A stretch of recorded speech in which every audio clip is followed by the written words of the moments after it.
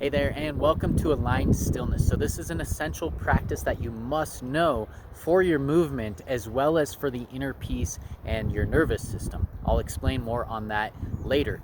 But essentially, aligned stillness is movement and stillness in your body, and it's your postural alignment.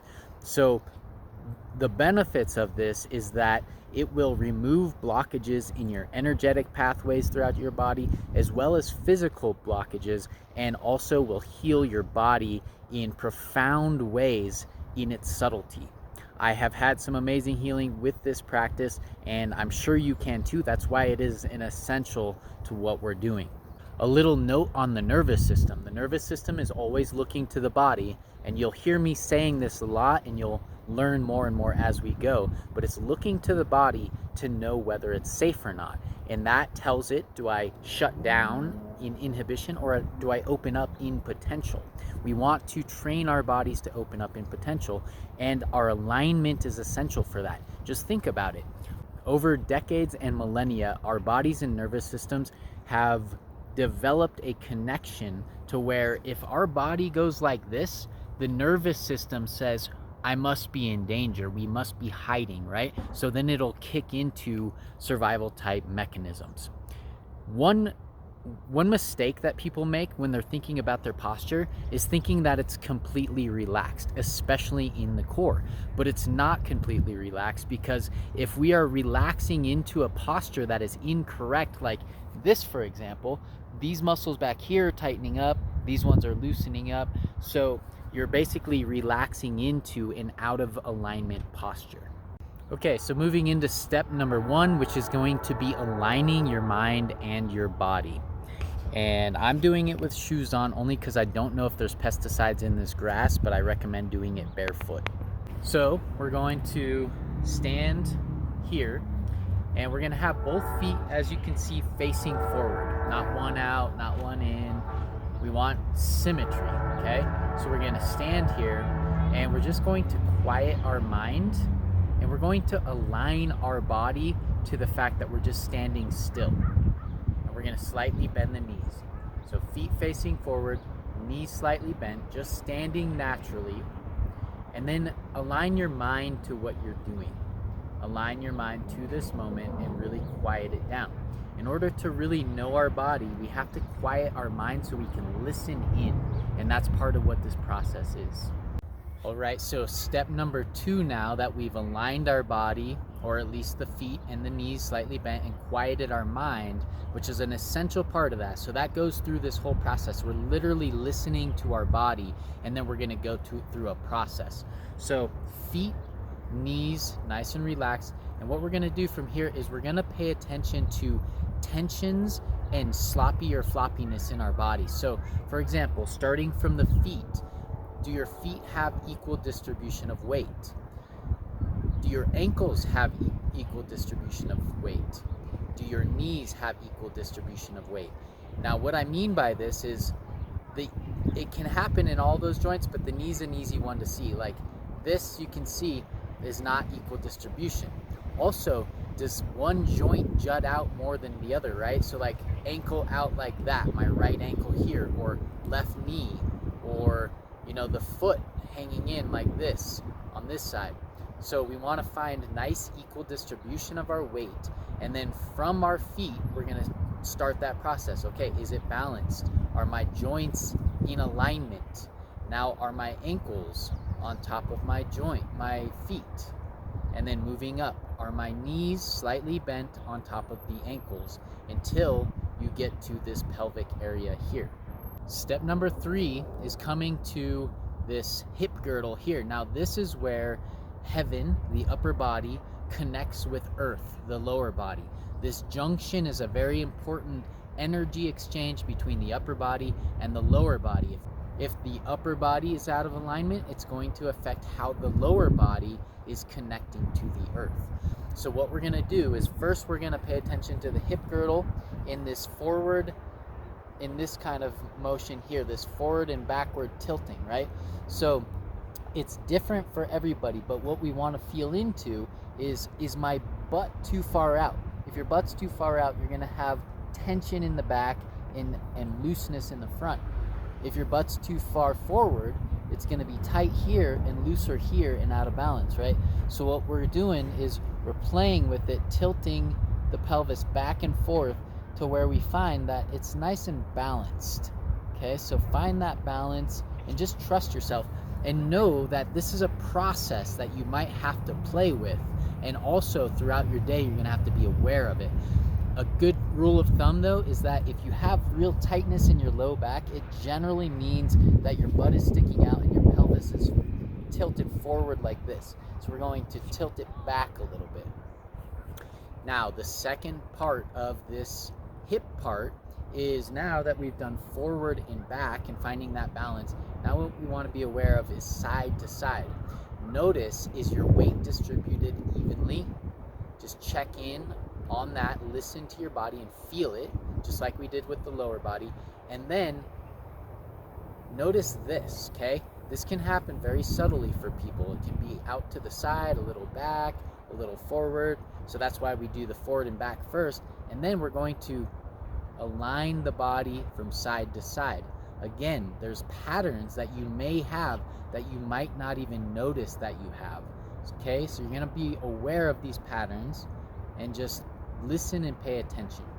Step number 4 is going to lean out your body, so it's got a nice optical illusion of leaning your body out, and it's going to straighten your spine and bring everything into alignment to where your rib cage is above your hips. Okay, so the way this step works is you're going to notice the lower part of your ribs, which is right here, and you can just kind of feel it. And if you look down and you can't see past them, then they're sticking out, and your middle back is tight, right? So what we're going to do is we're going to pull in the ribs and expand the back. So here, I'll show you again here,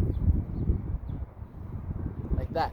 So you're engaging the core and you're expanding and filling the back up. Okay, now also look at what that does to the look of my body. So say I'm standing like this, see, it has this nice lean look to it. Or if I'm like this, right, it just leans it up. Right, now we're not sucking in, we're just bringing the structure of our ribs in like this, and then we're filling the back. Okay, so now the rib cage is on top of the hips. So this is step number 5, where we are going to bring the shoulders into alignment and relax the hands. Okay, so we've got this part dialed in. Now what we're going to do is we're going to not pull the shoulders back, but kind of suck them into this lat area a little bit. So they're going to kind of fall back a little bit, so it's relaxed. It's not this tension, hard in we're not forcing it. Okay, so we're not forcing that, we're just sort of letting them hang back. And then we're going to let the hands hang all the way from the shoulders to the fingertips. Okay, and the hands are going to be slightly open. And what we're doing here is we're completely relaxing, letting gravity take the hands, as if the hands are just meat hanging on a stick. Okay, so let the fingers relax, hang down, and then visualize the joint in your shoulder creating space, relaxed. The joint in your elbow, relaxed. Your wrist, relaxed. The hands and the fingertips, consciously bringing relaxation. A lot of people hold tension here because there's so much that we do with our hands. So just consciously relaxing, taking some deep breaths and keeping everything else in alignment, practicing from the bottom up to the shoulders now. Okay, now in step number 6, we're going to balance the head on the neck. The benefits for this for the nervous system are that when we open up our alignment of our head, what it does is it gives our ears a better and more clear direction to hear things, right? So our vestibular system is being benefited and bringing in quality information with which the nervous system needs. Also, we're basically allowing our eyes to get probably 60 or 70% more vision. So you can test this by looking down and noticing how much you see, and then look up and then see how much more you see.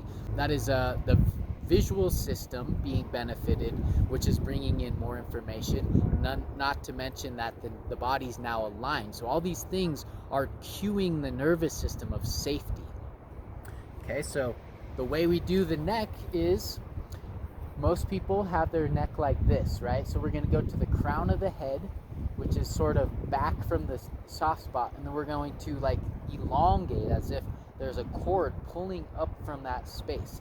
That tends to naturally bring everything else into alignment. Okay, so there's a key right there.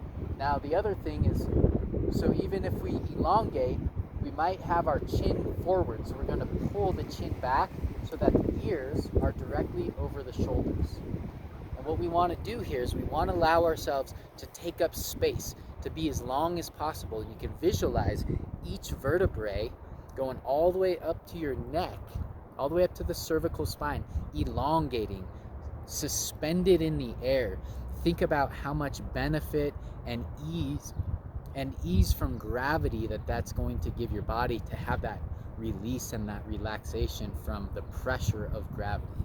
Okay, so just practice that, elongating. Chin is back over your ears.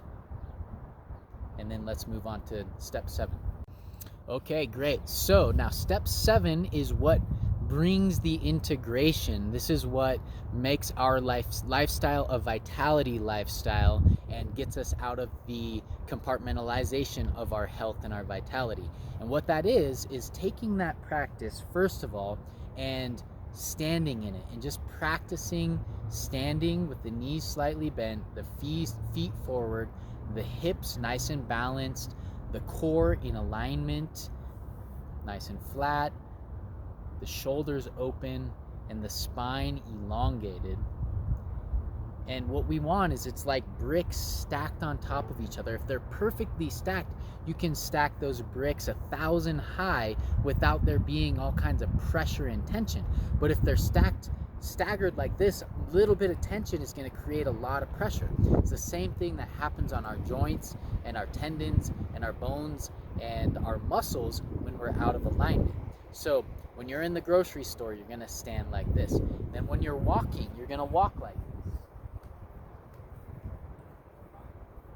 Walking elongated. But the last thing is, when you're doing all of the exercises in the program, this is going to be your assessment, right? So my point is, for example, we're going to do something like this, right? See how I'm keeping my body elongated? Now, if I'm going like this, right, I'm kind of exaggerating, but what that means is that I'm trying to get my leg higher, but I'm compensating my integrity. The core, the alignment is integrity. So it's more important to keep the alignment and start low so that we can maintain integrity, and then we work upward with integrity. Now, throughout your day, remind yourself that this is how you tap into an identity of vitality. You don't have to do hard work or push-ups or squats. You can just simply do your aligned stillness.